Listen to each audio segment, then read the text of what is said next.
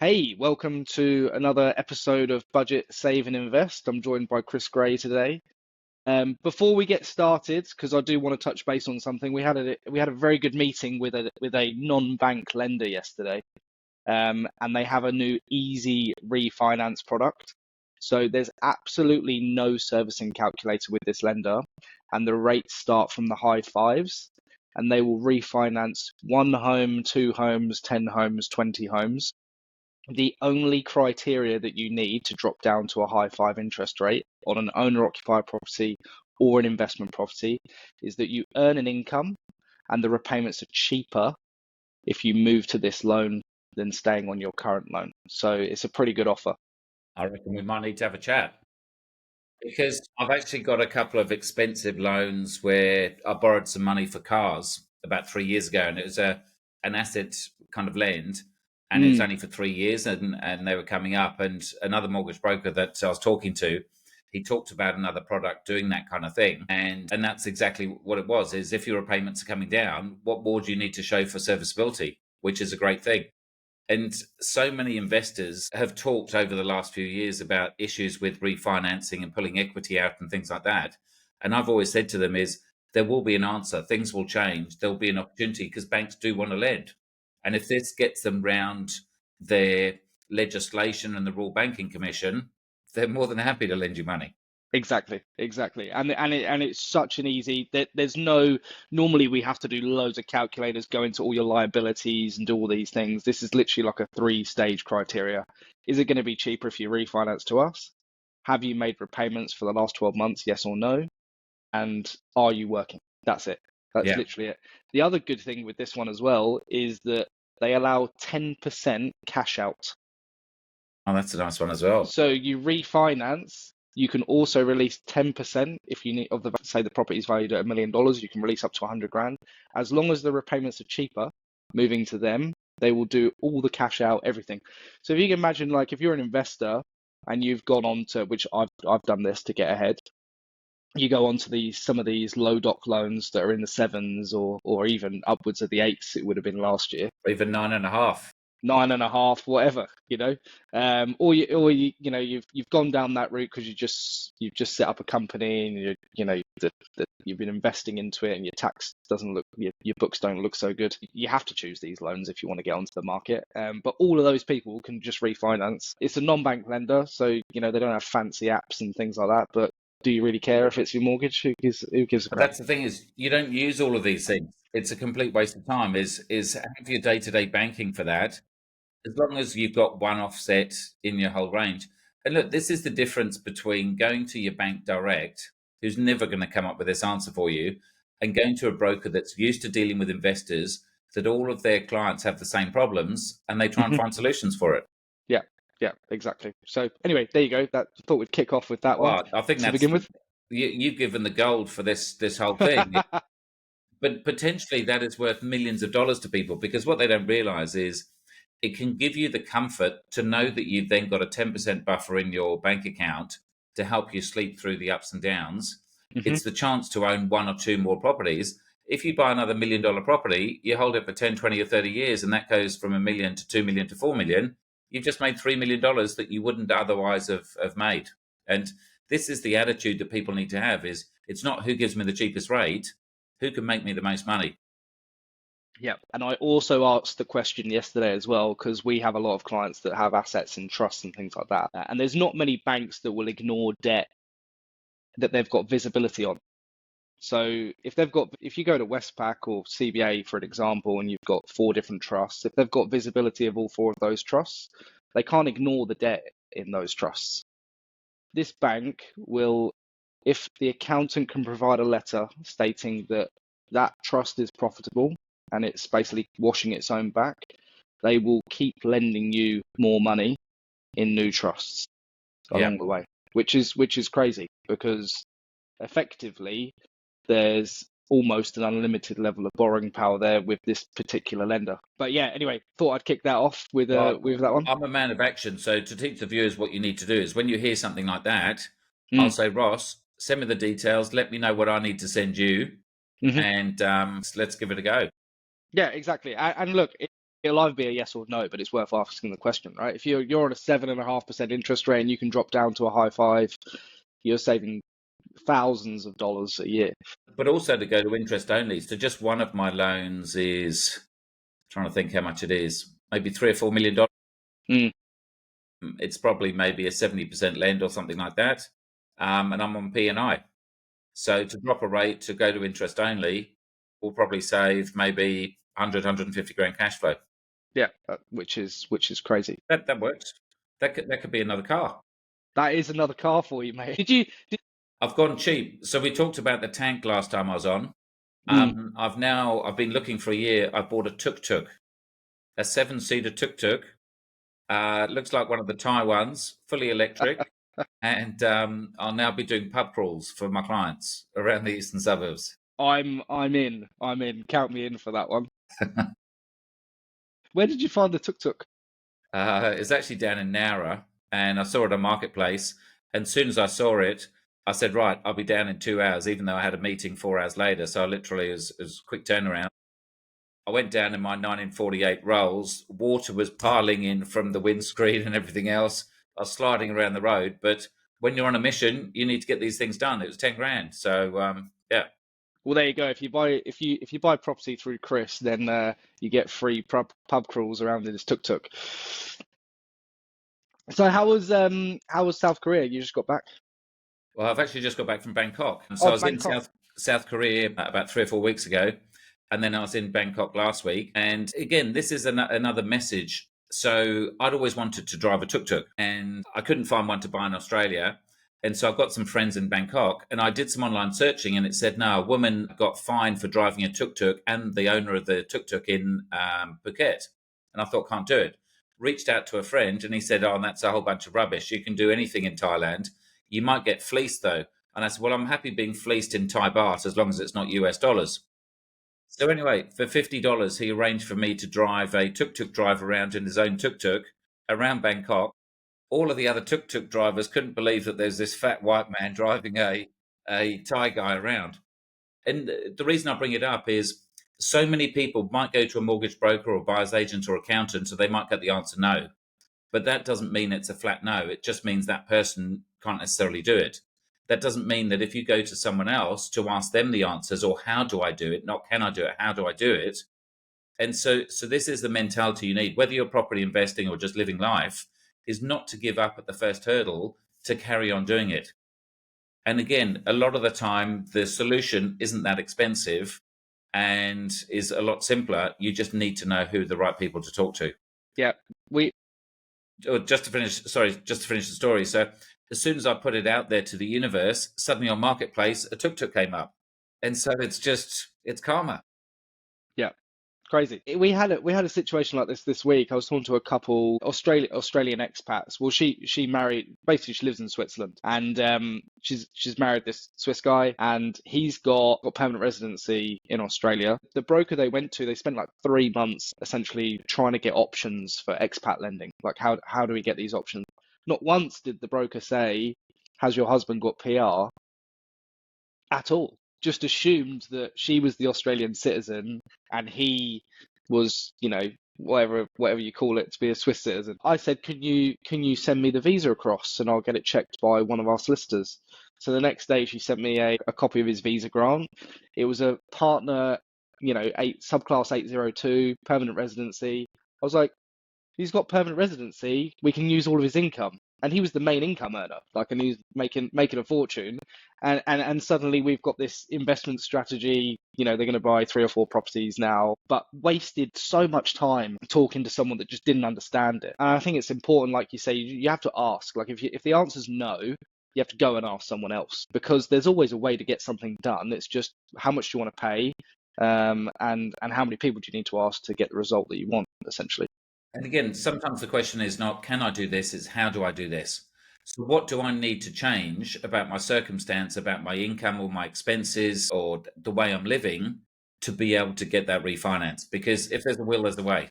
Yeah, yeah. We work. There's certain banks that we would prefer to use because the credit assessors have a higher level of knowledge than some of the other credit assessors. So just for an example, ANZ use a third-party credit assessment team that are offshore, not favourable for someone that wants to move quickly. If you go with Macquarie, as a good example, is they've got everyone onshore and they give you a result.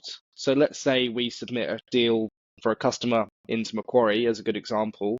The credit assessor, if there's anything that's slightly out of the normal, or they want to ask more questions about X, Y, and Z, they come to us with a solution, not a this is no answer. Yeah. So they'll say, look, if a customer drops their credit card by $20,000, we can get this one serviced because X, Y, and Z. And it makes for a much simpler process.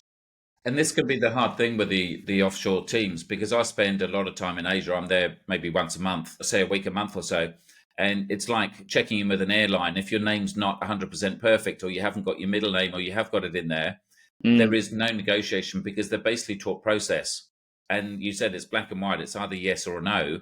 There's no negotiation to say, well, when I went on the website, it never actually asked for this, or whatever the circumstance is. So it's good for some things and bad for other things. Yeah, yeah. I want to move on to property now.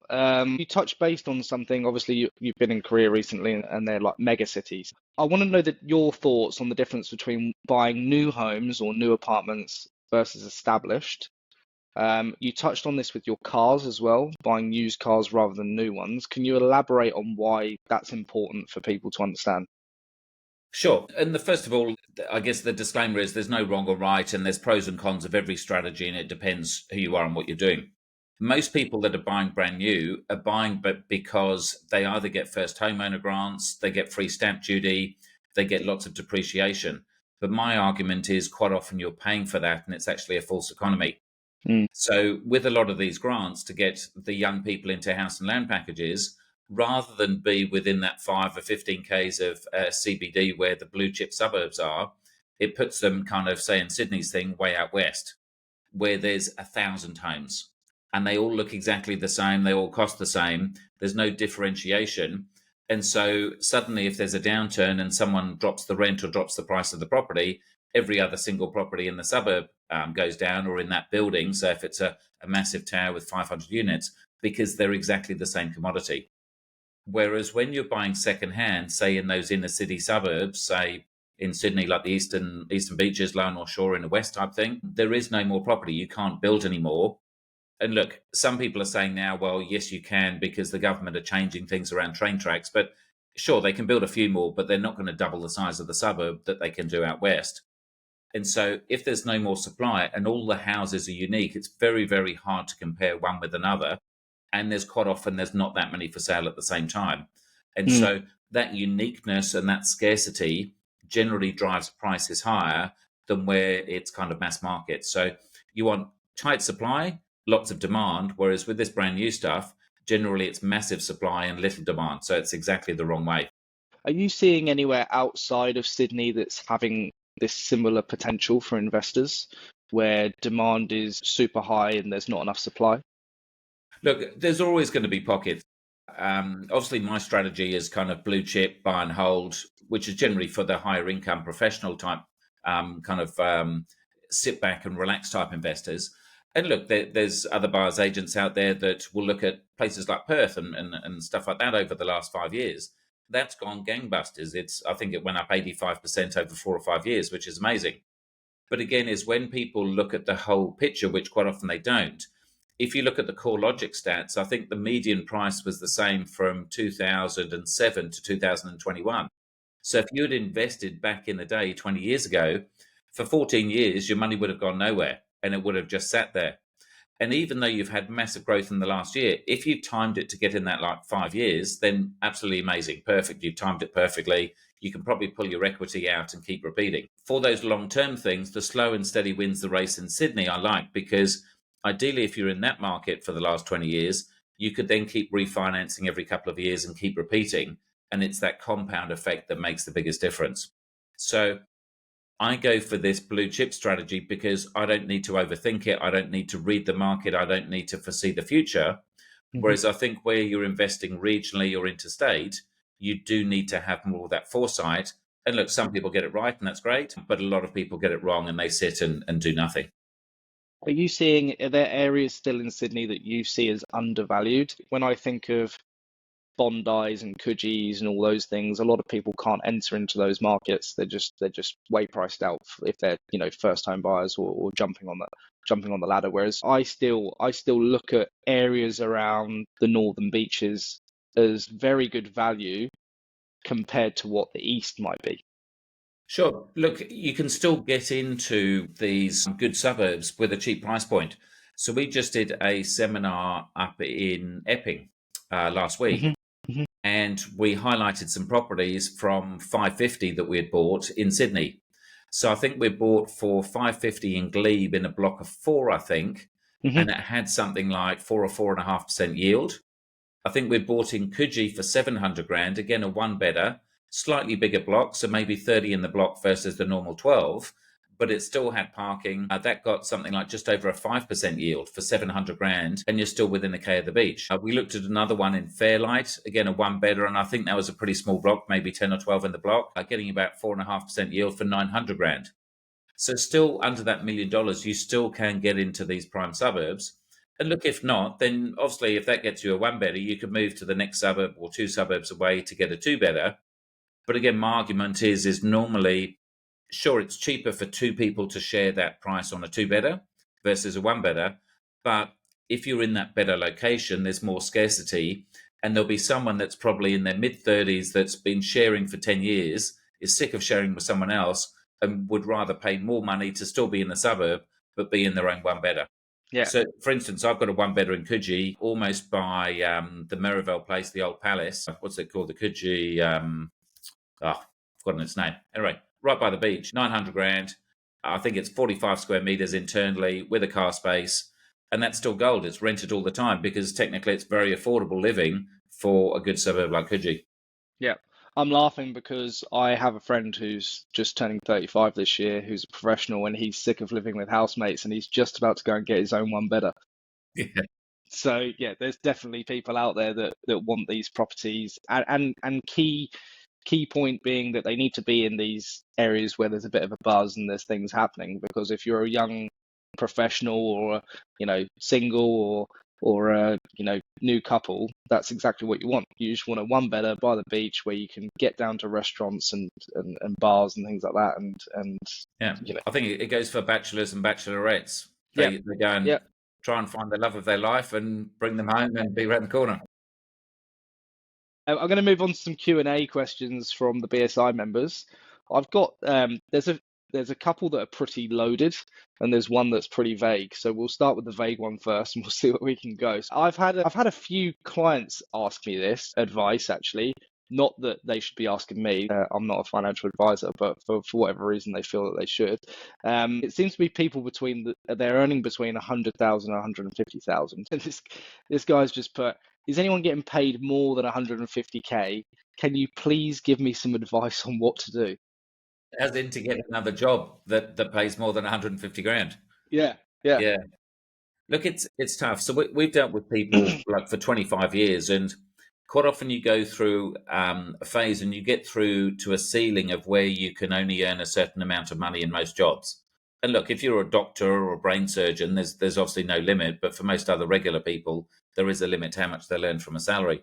So most people quite often then have an interest, or when they create more wealth, they then have an interest in not working full time, or building their own business and move into mortgage broking or buyer's agency or something like that if they've got a passion for property. And quite often, as you would know more than others, is quite often that'll give you a step back from a lending perspective, because suddenly you've got no history, you're building your business, you're reinvesting all those profits back into sales and marketing, so you're not really making a profit. So you need a bit of a buffer to go kind of self-employed. But at least then you can probably get over that 150 ceiling. So it really is a case of borrow as much as you can while you're still working and you can prove it, and reset your interest onlys to 5 years. Have a bit of a buffer to then live off and reinvest in the business, or even try and start your business part time in the evenings and weekends while you're still working. Take a step back for a year or two, but then ideally you're then superseding it beyond that. But definitely, if you can do it part time to start with, that's a good way of transitioning. Yeah, I agree. You've got to take a leap of faith, really, because anything that sort of goes above that sort of median level income, 100 to $150,000, you need to then either go into a slightly reduced base salary with commission or sales involved that you can reach targets and get bonuses, or you've got to go and start a business. So all of it is a bit of a leap of faith. And that first 2 years, they're always going to suck. And look how much time you're saving by not commuting, from going from your bedroom to your kitchen to your office, and your gym's 10 seconds away. Yeah. Yeah, we've got everything all in one room here. I just need a TV and I'm good to go.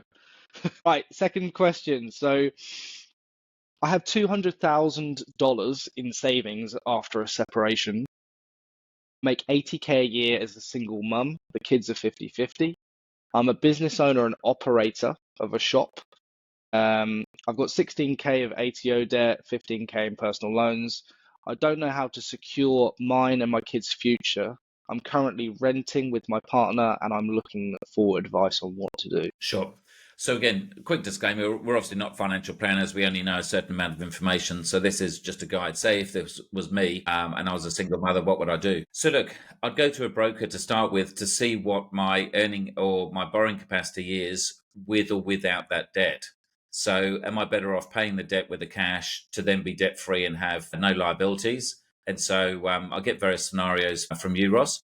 And then I don't think there's anything wrong with renting, because it gives you flexibility as the kids get older and you have a partner or you don't have a partner to move to your budget and to whatever the schools are needed. I'm still a renter now. I've been a renter for probably 25 years and will probably never own my own home. And you can see the kind of place I live in. So it's not as if I'm struggling too much.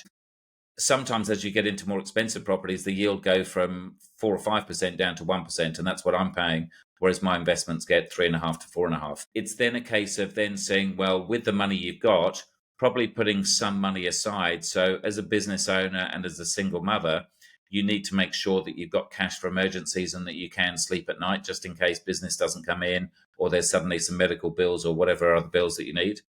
And then try and have that, the rest of the money, leveraged as much as you're comfortable with, being able to make any negative gearing repayments. And Mhm. again, this is where I say it's some people would say, I need to make lots of money quickly to basically kind of catch up on where life is. But I think the more you try and make the money quickly and go for speculative types of properties, the more the risk is that you get it wrong. And then suddenly you lose 5 or 10 years, and then you really are up shit's creek in a way. And this is why I like slow and steady wins the race. Buy a normal property in the best suburb you can get into as possible, and buy and hold long term. Sure, you're not going to make a fortune overnight, but when you look back 10 years later, you probably have made a fortune. And it really is slow and steady wins the race. At Sky, we used to get so many calls from people that have bought regionally, bought interstate, say I'm making another $50 a week, but it hasn't risen for 10 or 20 years. And there's so many intelligent people and people of all walks of life that have done the same trap. And most of the time, it doesn't always work out, unfortunately. Yeah, I would say the rent vesting strategy for this particular scenario looks to be the best. And the social stigma's gone. It used to be that renters are poor people and they're desperate and stuff like that. That's all Mm. gone now. When I started rent vesting 20 odd years ago, it was a big thing, and people looked down up their noses at us in the building saying, oh, these are the poor people coming in. Whereas now it's not a stigma. Like, I pay about 100 grand a year rent, whereas to own in this block with the strata fees would be costing you 5 or 600,000. So Yeah, yeah. yeah, people aren't laughing at me anymore. Yeah. I would agree. And I'd say, look, 200 grand, it doesn't get you very far, to be honest. And really, if it were looking at it purely from a broker's perspective, I'd clear the debt. The personal loan would be gone. The ATO debt would be gone. I'd leave 50K in an emergency fund, and the rest of the money, say you got $100,000 left after all of that, I would buy a bricks and mortar asset. You obviously says here currently renting with my partner. If you don't want to go through that process again, you've just said you've gone through a separation, it might be worth thinking about talking to an accountant and potentially putting that asset into a family trust. So it's just you and your kids that would have, um, you know, any access to that Yeah. investment essentially. Although I think with these days, then I think with cohabiting rules and things like that, it's yeah, Yeah. no matter what you put it in, there may be the things. But look, definitely go and get the advice. Get some advice, yeah. But I'd say, yeah, one investment, not your owner occupier, that can be yours and the kids, and then clear the debt and keep at least 50K left over for saving. But definitely, yeah, talk to an advisor about that. You might want to invest in your business. You know, if your business is making you 80K a year, that might need a bit of consultancy and looking at as well. So you might need to invest 10, 15 grand into that to get the right advice there as well. Okay, right, last question. This is loaded. Another loaded question. I've got a property that's worth $750,000. I owe 345 grand on it. I could rent it out for 600 a week, and rent and move into a unit in Brisbane CBD for about $700 a week. There will be a shortfall on rent versus the mortgage. I also have another property that I own outright, which is rented out. Someone told me if I have rental properties and I rent a unit, I could claim 20% of the rent as a tax deduction. Does anybody have any advice? I currently commute an hour and a half each day and I can't claim anything. Yep. So the first thing to do, I always say, is not to do anything purely for tax purposes, is look at things logically. If you are wasting an hour and a half a day, then that should be your issue, not whether you're deducting anything for tax purposes. The tax purposes should always be a bonus for these kind of things. So if effectively you're thinking of moving from your own property that you could rent out for 600 and you can move to another one for 700, effectively that's costing you an extra $100 a week. But on a positive thing is then at least your mortgage will be tax deductible, so will the strata fees and other expenses. And so you may well get that $100 back. So this can be a good reason for rent vesting is you could effectively move from a property that's your own that rents for 600 into something worth more money, which technically is then in a better location and a better property for similar money or even less money, because you then get the tax deductions. The downside of that, though, is when you come to sell it, it won't be capital gains free. But quite often there's a 6-year rule that you might be able to move out and then move back in, and then it's 6 years. But ideally, if you're never selling these properties and you refinance and pull the equity out and keep repeating, and that's what I've done, then you never pay the tax anyway. So some of these lifestyle things can make a lot of sense for those kind of things. With the rent, again, speak to an accountant, but what I believe is the answer is you can deduct rent either at a hourly amount that you spend working from home, or if you've got a dedicated workspace that's only used for work, you'd have to work out the floor space ratio of that compared to your average property. So say here we're in an office, say this was 10 square meters and the whole place is 100, then maybe 10% of your rent you might be able to deduct, but definitely speak to an accountant for that one. Yeah, I had a tax planning meeting last week and I managed to get a pretty heavy saving on my rental outgoings. So I think we're saving like 15 to 20% on my office space, basically on the rent that I pay. So it's worth talking to an accountant about that for sure.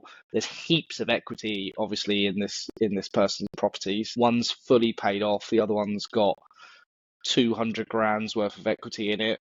You probably should talk to someone about what your retirement strategy is, how much passive income you want to have. You know, if you want to retire in 10 years, 15 years, 20 years, there's lots of stuff that could be done there from an investor perspective. But yeah, definitely talk to an accountant, reach out to Chris, reach out to me. We can definitely have a chat to you about what strategies we can come up with to try and push your portfolio or generate a bit more wealth with the right team around you. But yeah. But definitely buying another property is the bigger picture. So Yeah. whether you spend an extra $100 a week in rent or whether you get a tax deduction for renting the property is all dollars and cents. You being able to use the equity to buy another property is potentially hundreds of thousands or millions of dollars over the next few decades. So that's the bigger picture to generally concentrate on. And wherever you want to live, then that doesn't really matter. Yeah, I was chatting to someone about this last week, buyer's agent actually, who asked for my advice on how to grow his portfolio. And I was trying to explain that, you know, really you want to be quite aggressive at the start if you've got the cojones for it, because if he can build his portfolio, which is currently sitting at 1.5 million, a couple of assets, and he can get up to $6 million, really it doesn't really matter if you've got one property or 100 properties to reach that asset value. The key component there is if you've got $6 million worth of assets growing at 5% a year, you're making 300 grand a year. which is that's a household salary or bigger than a household salary every single year. So it's important to leverage to that point and then hold and let the market do its thing. Yeah. Yeah, and I've had this before with people that have come to me and they're like, "Oh, we just refinanced all of our loans and we've run out of borrowing power and blah blah blah."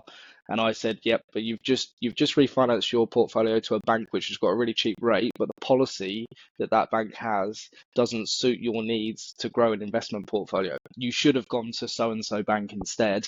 And they were like, "Oh, but they had cashback offers and it was cheaper." And I was like, "Yeah, well, now you're stuck. So we're either going to have to refinance all of this portfolio again, take it to a new bank that's got the right strategy and policy for you guys, or you're just going to have to wait until your property prices grow in the next 3 or 4 years. They can't, they're sitting ducks essentially." Yeah, yeah, exactly. Right, Chris, we're going to wrap things up there. Thanks for joining us today, and we'll catch you on the next episode. Cheers, bye.